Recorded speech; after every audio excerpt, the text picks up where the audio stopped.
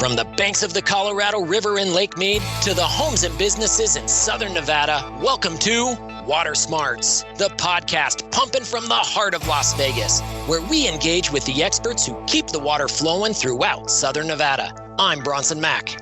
And I'm Crystal Zuelke. From how we treat it, deliver it, use it, protect it, and conserve it, the Water Smarts podcast is all about water in Southern Nevada. We hope to make you a little smarter about the one thing that keeps us all connected: water. Hey, Crystal, how are you today? I'm good, Bronson. Weather's getting warmer. Well, you know, Vegas is unpredictable here in the valley. You get, I think as of today, my watch says it's 79 degrees outside, which is awesome. Perfect. I mean, I prefer 68 degrees. That's my ideal temperature. As long as it's sunny and not windy, 68 is it for me.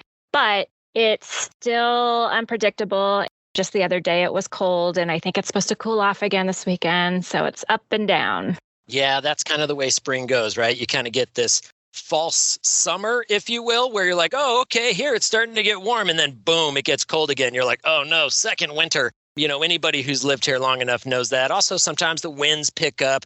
That can create some challenges, especially with your irrigation system. But this is springtime. It is the time in which we can begin to increase our landscape watering in accordance with the seasonal watering restrictions. 3 days a week in the spring. That's what we do here in March and April, your 3 assigned watering days. But one thing we always tell people, don't just go from watering 1 day a week in winter and then go straight to 3. Your landscape doesn't really need that. You can ramp up your watering. So we encourage you to add another watering day in March as those temperatures continue to increase, as we get through the second winter, if you will, and those weather patterns begin to stabilize. You can then add that third day, all in preparation for going to summer watering, which does not begin until May 1st. So with that, and knowing that this is springtime, we're going to be talking a little bit today about ways in which to protect your landscape.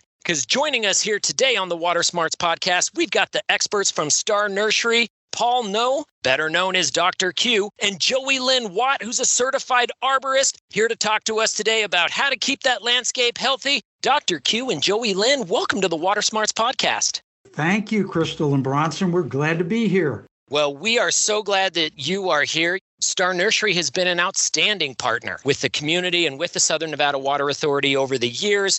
Really helps to get the word out to the community about watering restrictions, obviously the right kinds of plants that fit for our environment. But before we get into all of that kind of detail, why don't we just start and give our listeners a little bit of sense of who both of you are? Dr. Q, can we start with you? Can you just share with our listeners a little bit about your background, your time here in Southern Nevada, and your expertise?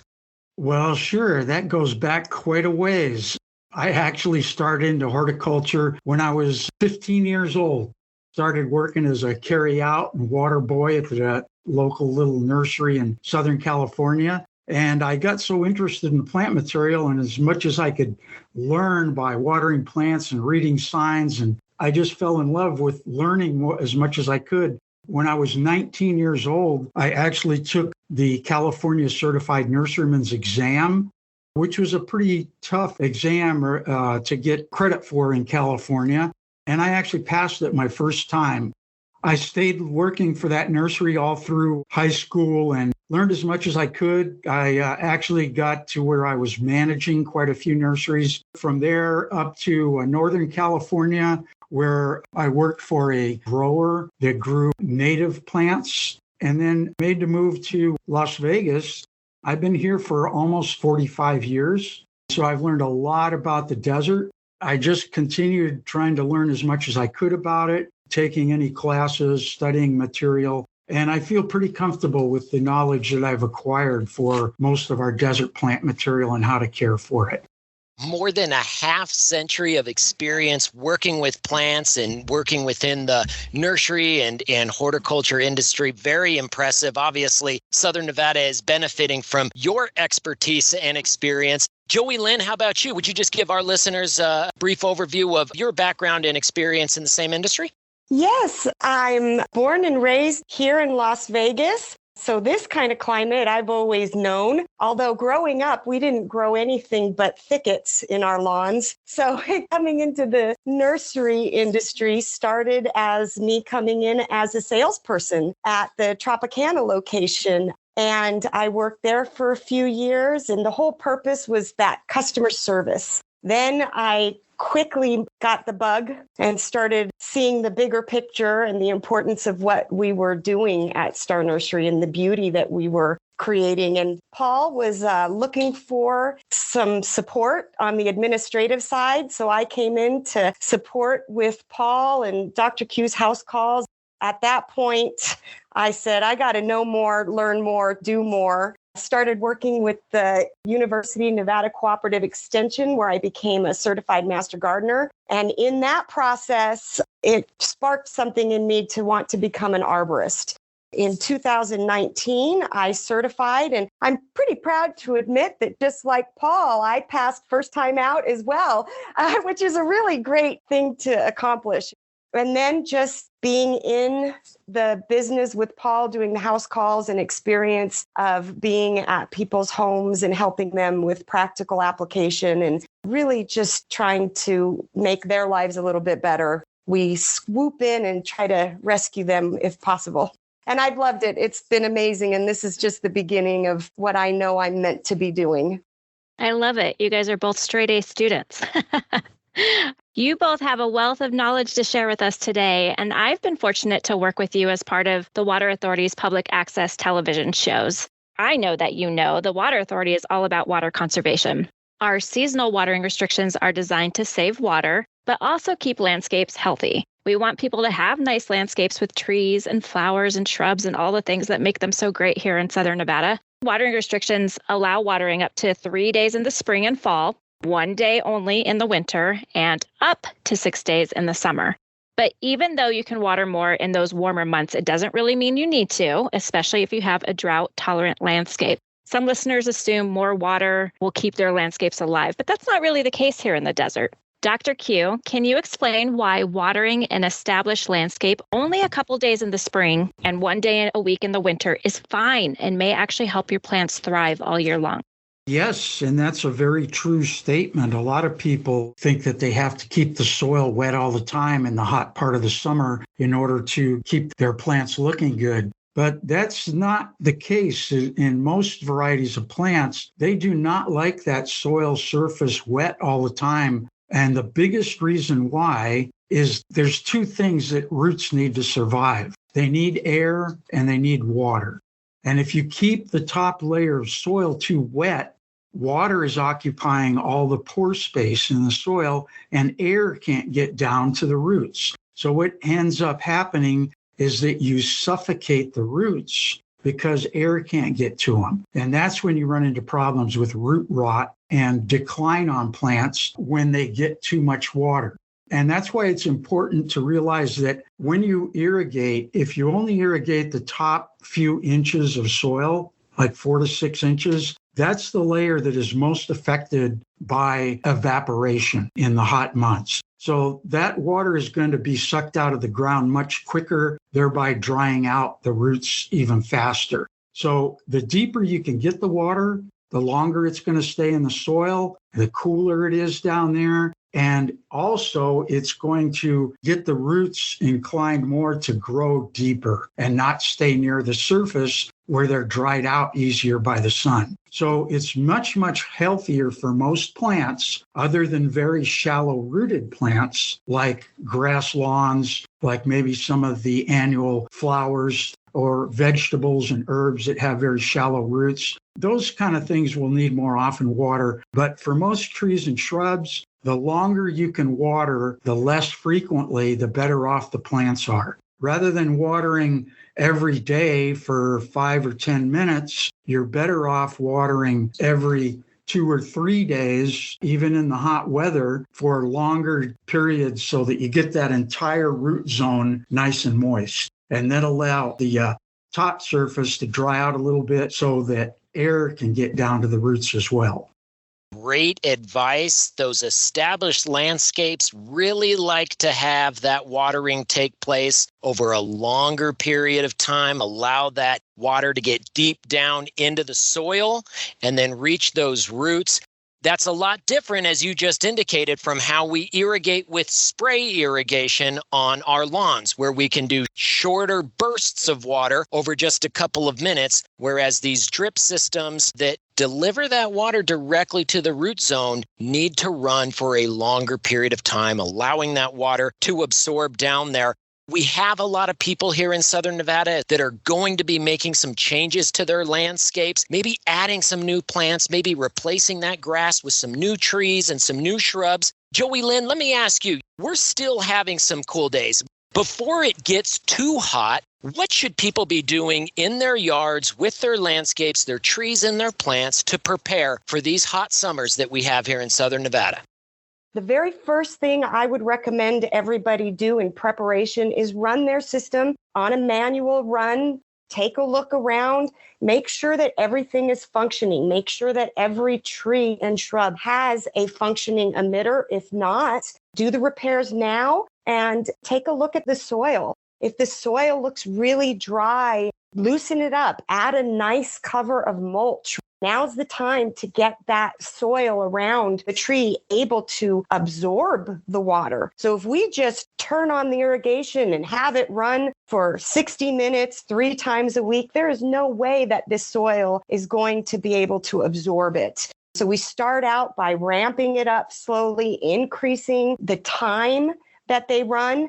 We recommend 60 minutes first thing in the morning because that is what the emitters are rated. They have a rating on them for drip emitters, and that is gallons per hour. That's what those little GPH stand for. So if you have 2 gallon per hour emitters, run them for 60 minutes, you can quickly do the math to see if that tree or shrub is getting enough water in that time. Going back to the long, deep drip irrigation, when the water drips out of those little emitters, it may not look like much, but it's pressing in one little spot and it's drip, drip, drip. And time allows that water to push itself down deeper into the soil. Depending on the kind of soil you have will depend on how fast it drains, how wide it goes, or if it just sits in pools on top. So that's why checking it visually is the very, very most important thing. Adding some mulch, adding emitters where it's needed is what you can do right now. And that's going to accomplish a lot instead of just jumping right into 3 days a week when we're still cool and that soil doesn't have the opportunity to absorb it.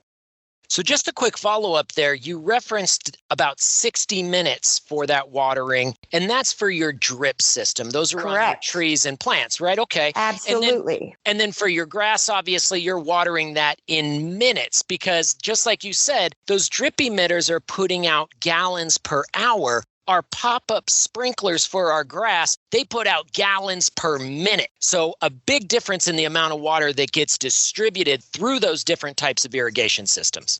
That is correct. And remember also with the sprinkler system that is for lawn, that is high pressure. So a lot is coming out at a very short periods of time. With lawn, be very conservative. We always recommend alongside with the Southern Nevada Water Authority to do a soaking first. Let that water absorb into the roots of the lawn and come back again and do another 4 minutes. So absolutely, lawns have a high pressure sprinkler system that runs in minutes. Drip irrigation has a pressure reducer that causes the water to come out at a lower pressure and it drips in one spot. And those are gallons per hour. Good information. Everyone needs to understand the difference between sprinklers and drip, and you don't run them the same or the same amount of time. Joey Lynn, I was on the Star Nursery website looking at seasonal gardening and landscaping tips. As you said, being conservative can help your landscape with the watering, and that applies to pruning as well. Sometimes a little nip and tuck is all you need. You don't need to cut back a plant immensely or the tree to the stalk. Can you explain why a plant needs pruning and how does that actually help the plant? Let's talk about trees first. Pruning for trees is very, very important in creating wind space in the canopy. When you have trees, especially here in southern Nevada, we have a lot of desert adapted trees. They grow very fast and they have a large canopy, and you need to thin that out so that when our dry summer winds come, the wind can pass through. What happens in these very, very fast growing trees, the canopy gets real full. And when the wind comes through in our dry heat, those branches and twigs, they snap and they break. So pruning trees, cleaning out the canopy, anything that is broken or rubbing, that's the first priority to do that. For shrubs, anything that has been damaged by the previous season. And then in the fall, we do that with our dead branches. You cut those off, but we don't do that in the high temperature either. We wait until we start to cool. We remove anything that's been damaged, and that will stimulate new growth within the shrub. This is great information because pruning is something that is very important, but if it's not done properly, it can actually provide some damage to the plants. And Dr. Q, can you just give us a couple more pruning strategies and techniques?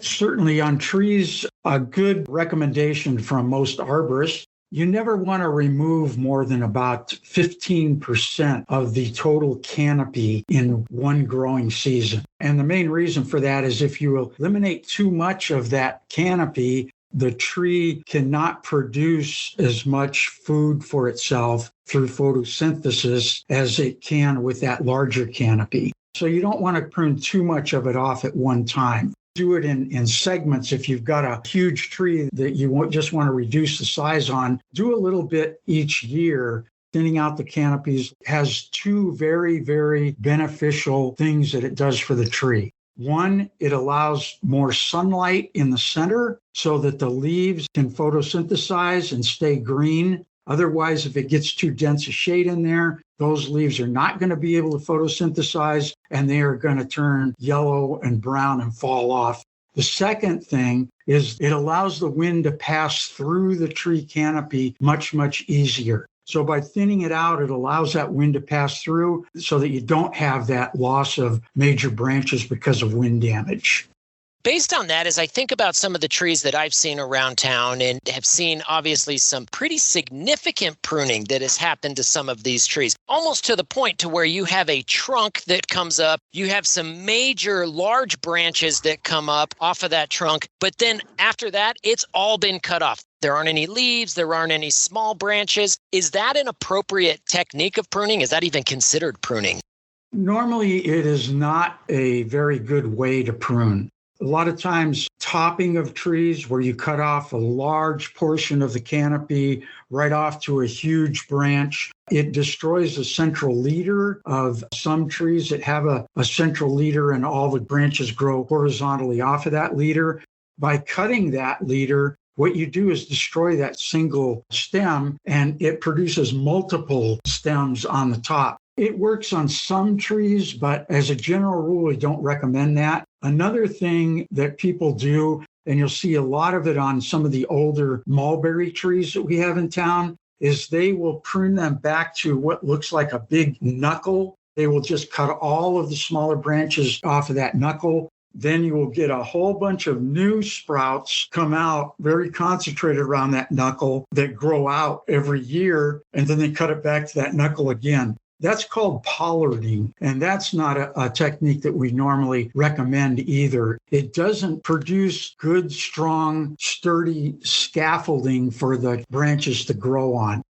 So I know fruit trees are supposed to be pruned in the winter before the fresh growth sprouts up in the spring. But Joey Lynn, what about other trees and plants? Is it too late to prune those now that we are in the spring season?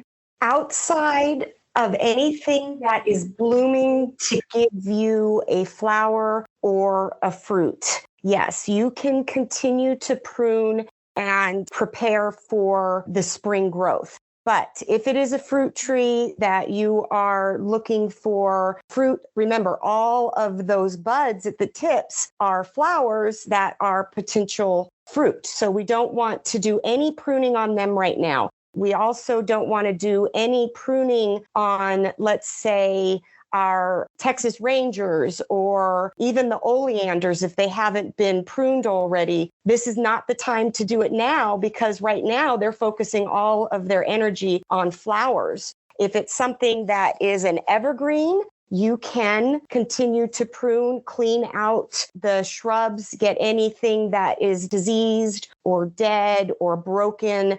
And since they're evergreens, they're always putting on new growth. So yes, there is still time for your evergreens.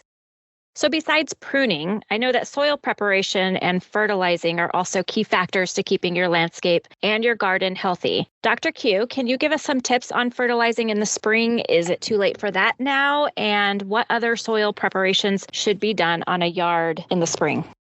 Let's start with the garden. Right now is a great time to start your warm season vegetables or herbs, which can be grown pretty much year round. The seasonal vegetables for gardens come in two categories. There's warm season, tomatoes, peppers, squash, melons. Now's the time to get those in the ground. You can still have a little bit of a time now to mix a lot of organic matter into your planter beds to loosen up the soil, add more organics to condition the soil, and get those plants in right now. That's a good time to plant them for the warm season crops. For shrubs and trees, now is a great time to plant. They're just starting their growing season. You definitely want to condition the soil. When you dig holes, use planting mixes or compost mixed about half and half with the soil that you dig out of the holes. That gives them a transition zone of both the native soil and the more organic, rich soil that they were actually grown in by the producers. And if you give them a good transition zone, it makes it easier for them to make that conversion. As far as fertilization, you can use starter fertilizers when you first plant. That's a fairly mild fertilizer solution. You don't want anything too heavy that might stress out the plants because it'll just increase the chance for possible transplant shock. You're best waiting for those roots to expand a little bit more before you actually use a heavier fertilizer on them. I also can just attest there are many fertilizers to meet your needs at Star Nursery. Joey Lynn, let me ask you about insects, because sometimes we hear, obviously, that we need to make sure that we've got flowering plants for the pollinators, for the bees, for the hummingbirds, for the butterflies. And we also know that some of these insects, can also maybe be damaging to some of our plants. So can you just talk a little bit about insects and kind of how they play into your garden or your landscape? Absolutely. We have beneficial insects. Those are the insects that come into our store. We sell them. Ladybugs are probably everyone's favorite. They eat about 2,000 aphids a day. Another beneficial insect are our praying mantis. We sell those as well, but they're different seasons. Early season spring are the ladybugs. They come out very early. They will attack any plant that has aphids or mites or anything that leaves a honeydew. The bad insects that leave honeydew, they are actually sucking on the leaf and they are excreting what's a sticky substance on the leaves. If you have a heavy infestation, you will see lots of ants in the area. Beneficial insects are usually on the tops. Harmful insects lay their eggs on the back leaf and they leave evidence. You can actually turn them over and see lots of little eggs. You can see lots of feces left behind as well. Caterpillars do a lot of damage. They will come out at night, eat lots and lots of leaves, sometimes leave behind just stems. But you come out in the morning and you look and you go, oh my gosh, I don't see anything. And it's because they're down in the soil waiting to get cooler and they come out. So if we do have to use an insecticide to lower the population of a damaging insect, we recommend that you spray or you use these products in the evening when the bees have calmed down. There's a lot of products out there that call themselves bee friendly. Every label for insecticides actually has a bee warning on the label so that the consumer can feel comfortable about understanding the consequences to the bees if they use it. But we like to approach insects in what we call an integrated pest management approach. We want to use the beneficial insects to control the population. you're never going to get rid of a population of the insect. That's not good for anybody. So if you use a spray that coats a leaf that gets down into the cuticle to kill the leaf-sucking insects, it's also going to be damaging your beneficial insects. So we do recommend that when you have an infestation that's really, really bad, that you do go and use an insecticide, but after you've tried ladybugs and praying mantis in your yard. Now, the thing about the ladybugs only stick around in landscape that has insects. So if you get ladybugs and you release them at night as they're calm, you put them under a shrub that has insects on them, you open up your container, just leave the container open underneath the shrub. Those ladybugs will come out in the morning and start to feast. If they leave your yard, then they have done their job. There's nothing more in your yard that they need to eat. So they move on to the next yard. Same as the praying mantis. When we sell the praying mantis in the stores, there's about 200 eggs in each cocoon, and each little container has a couple cocoons. They hatch in the summertime when it's very warm. When they come out, you may see lots of baby praying mantis, and then all of a sudden they're all gone. Well, don't fret. That means that your yard is pretty free from aphids and they've moved on to the next yard. So they're doing their job across the community. Oh, this is so fascinating. I feel like we could do a whole podcast on bugs. I know. I'm enjoying it too. Dr. Q, let me ask you this, because I really have a couple of plants in my landscape that struggle. I don't know what the problem may be, but some of the leaves started turning brown. They started getting a little bit brittle. I changed out the emitters so that they were getting more water, but then I wasn't sure if maybe the issue was they were getting more water and they needed less. So for somebody like me who isn't so much of a green thumb, where can a person like me go to get more information, more help, maybe specific to my plant issues that I'm having? You got any advice on where we can get that assistance? There's lots of resources out there available. One of the things I can tell you, you're going to have brown, yellow, or crisp leaves on almost any plant. And usually it's from the older growth on the plants, especially during the new growing seasons like right now. The older foliage is going to drop off as the new foliage comes out. And that's going to be typical of most all plants and trees and things. So I wouldn't be real upset about that happening. To make sure that a plant's healthy, you want to look for that new growth. And as long as it's putting out new growth, then that plant is healthy. So if you have a few brown leaves, yellow leaves, it's not going to be a major problem. Now, if you have a lot of them, then you do need some help. You need to either take a picture of it or bring a branch in, go into your local nursery, ask one of our salespeople to see if they can identify what the problem is. But there are plenty of resources out there. You could go to our website at starnursery.com. We've got a lot of free information on different gardening topics. You've also got the Sunset Western Garden book, has a lot of great information in it. SNWA website has a lot of good information on it. The Cooperative Extension Service, and of course the Springs Preserve as well. Okay, so the Water Authority encourages people to take out decorative grass, what we also call non-functional grass that doesn't serve any other purpose other than you're just mowing it, and replace it with a water-efficient landscape. And the Water Authority will pay a cash rebate up to $3 for every square foot of grass replaced with drip irrigated plants and trees. Dr. Q, one of the questions we often get is how do you protect an established tree when you're making that transition, when you're taking out your grass and your sprinkler system and you need to replace it with drip irrigation? How are trees impacted during a landscape conversion when you're changing out your sprinklers to drip irrigation? How do we protect them?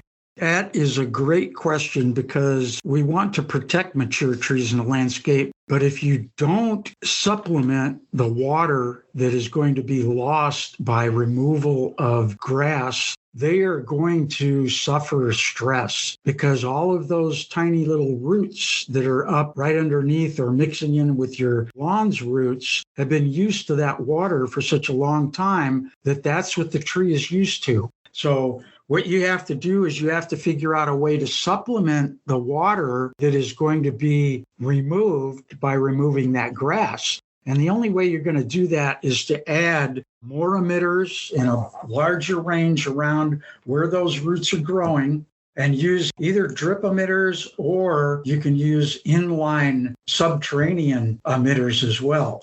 That's a must. You have to do that. Otherwise, it'll be a very short time after the lawn is removed that your tree is going to decline. And it's going to decline by suffering from not being able to get the water that it was getting before. You have to have a way to supplement that water and plan to do that at the same time as removing or right after you remove the lawn. If I may add something, we do have an insert that we have on our website as well, and it's put out by the Southern Nevada Arborist Group. This is a whole article that is called Protecting Established Trees During Lawn Removal. And it goes into great detail about how to protect these trees during the lawn conversion. And we're learning very quickly that the trees do everything that they can to survive. And we may not see the trees struggle for about 2 to 5 years after the conversion. There's a difference between keeping a tree vigorous and also just having a tree sustain itself. If you are in a situation that you have a tree that is older, that is on the cusp, or it's been struggling for years, during that conversion, it might be time to make the decision to remove the tree. If it's in doubt and it's been there a long time and it's a tree that's no longer considered viable here, that would be the right thing to do, which is to remove the tree. But replace it with something conducive to our environment. I'm glad you brought that up, Joey Lynn. What you referenced there, starnursery.com, the green pages. There's a wonderful article there from the Southern Nevada Arborist Group talking about how to protect your trees as you do your landscape conversion. I appreciate you really emphasizing the fact that trees continue to be important in our community, providing that shade. All of the shade that we can have here in Southern Nevada is helping to minimize that heat island effect. Well, Joey Lynn and Dr. Q from Star Nursery, thank you so much for joining us here on the Water Smarts podcast. We really enjoyed having you and really appreciate you sharing such great information with all of our listeners. We had so much more to cover, so we're going to have you back on. Great. We're willing to come back on anytime you want us. The Water Smarts podcast is brought to you by the Southern Nevada Water Authority, which reminds you to follow the mandatory seasonal watering restrictions. You can find your assigned watering days on snwa.com. You also can find landscape tips and rebate coupons to help you save water and save money, like our rebate coupon for a Water Smart irrigation controller. That's right, Crystal. Smart irrigation controllers can automatically adjust watering in accordance with the weather. And many of those devices also provide convenient access via your mobile device. So you can go ahead and change your sprinkler clock from your phone from the comfort of your couch without having to be an expert in sprinkler clocks. Just pull out your mobile phone or your tablet and set that clock. Smart controllers also automatically can turn off your irrigation system when it rains. Our community can save almost 100 million gallons of water a day when everyone shuts off their irrigation system on rainy days. To get your rebate coupon for up to $100 off the purchase price, go to snwa.com. The website has a list of qualifying products and retailers where you can find these smart clocks. It's time to get smart about landscape irrigation by investing in a smart clock. So, Crystal, lots of conversation there about plants and trees. I think that is really, really helpful, especially when you consider everybody in Southern Nevada that lives here, and especially if you are a homeowner or a property owner, you've made the investment in your plants, in your landscape, so you want to keep them healthy. Yeah, and I've been fortunate, as I said earlier in the podcast, to work with Dr. Q and Joey Lynn on videos talking about everything, seasonal landscaping, seasonal watering, all the tips that they have. They're so knowledgeable about landscaping here in the desert. And believe it or not, they, on top of everything else they do, they'll do hundreds of house calls a year, going to people's homes and helping them with, hey, my tree is dying and I can't figure out why, or why do I have these caterpillars hanging out on my plant? they'll go out and help you, which to me just really says there's a lot of people here that really want to know this information. Yeah, again, like we said, the desert gardening can be a little bit tricky, but with all of the resources available here in Southern Nevada, all of the experts, all of the folks at Star Nursery, there's so much help here to ensure that we can all maintain healthy landscapes, and that's healthy landscapes without grass. Don't forget, grass uses 10 feet of water every single year in order to survive the Mojave, but your trees and your plants use less than 3 feet of water. That is why we are encouraging water smart landscaping over grass, $3 a square foot. If you convert that grass, go to snwa.com. Well, that's it for this episode here of the Water Smarts Podcast. We hope that you will subscribe and listen next time. Hey, if you enjoyed this episode, leave us a comment. It does absolutely help. And if you have any questions that you would like to have us answer or a topic that you would like to hear about here on Water Smarts, you can reach out to us via email at watersmarts@snwa.com, or you can visit our website at snwa.com, fill out a contact form. What do you want to know? What questions do you have? We'll take them on right here on the Water Smarts Podcast. We'll see you next time here on Water Smarts.